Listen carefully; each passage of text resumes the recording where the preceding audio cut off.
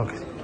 నేను ఈరోజు విజయవాడలోని సెక్రటరియట్లో 20 సూత్రాల అమలు చైర్మన్ శ్రీ లంకా దినకర్ గారి ఆఫీస్ దగ్గర ఉన్నాను.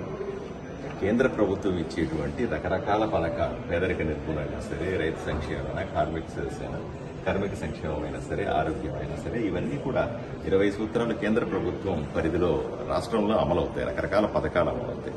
వీటిల్ని అమలు చేసే బాధ్యత ఈ లంకా దినకర్ గారు ఆదోని నియోజకవర్గంలో పట్టణంలో 43 వార్డులు ఉన్నాయండి. 43 వార్డుల్లో కూడాను ఎక్కడా కూడా కమ్యూనిటీ టాయిలెట్స్, మరుగుదొడ్లు లేకపోవడం చాలా ఇబ్బంది. ఈ మధ్య కాలంలో చాలా మంది మహిళలు వచ్చి ఆఫీస్కి వచ్చి మాకు మరుగుదొడ్లు ఎప్పుడు నిర్మిస్తారు అని అడుగుతా ఉన్నారు. అలాగే టౌన్ లో ఉన్నటువంటి 43 వార్డుల్లో కూడా ఇక్కడ సమస్య ఉంది. అక్కడ ఇక్కడ చిన్న చిన్న మరుగుదొడ్లు ఉన్నాయి, కానీ బట్ పూర్తి స్థాయిలో అందరికీ అందుబాటులో ఉండాల్సినటువంటి మరుగుదొడ్లు అందుబాటులో లేవు.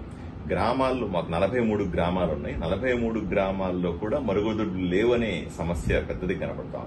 ఎన్నికల సమయంలో మనం కూడా చెప్పినాం, గత 15-20 సంవత్సరాలుగా మరుగుదొడ్లు నిర్మించమని ప్రజలు అడుగుతున్నప్పటికీ కూడా ఎవరు దాన్ని పట్టించుకున్న పాపాన పోలేదు.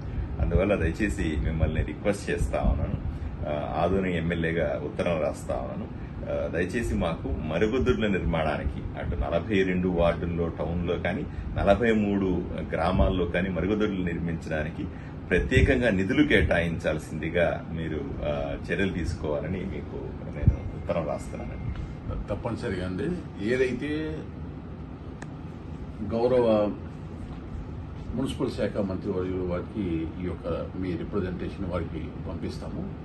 అలాగే ప్రధానమంత్రి నరేంద్ర మోడీ గారు స్వచ్ఛ భారత్ లో భాగంగా ఓడిఎఫ్ 100% సాధించాలనే స్ఫూర్తితోటి ప్రారంభించి సత్ఫలితాలు ఇచ్చినటువంటి కార్యక్రమం.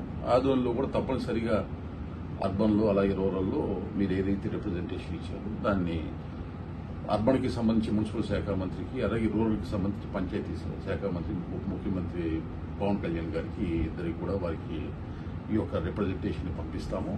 అలాగే గౌరవ ముఖ్యమంత్రి చంద్రబాబు నాయుడు గారు స్వర్ణాంధ్రప్రదేశ్ లో స్వచ్ఛ భారత్ మిషన్, స్వచ్ఛ ఆంధ్రప్రదేశ్ గా దీన్ని తీర్చిదిద్దాలి, ఇక్కడ కూడా ఇటువంటి ఇబ్బందులు లేకుండా చూడాలనేటువంటి ఒక సంకల్పంతో పనిచేస్తున్నారు.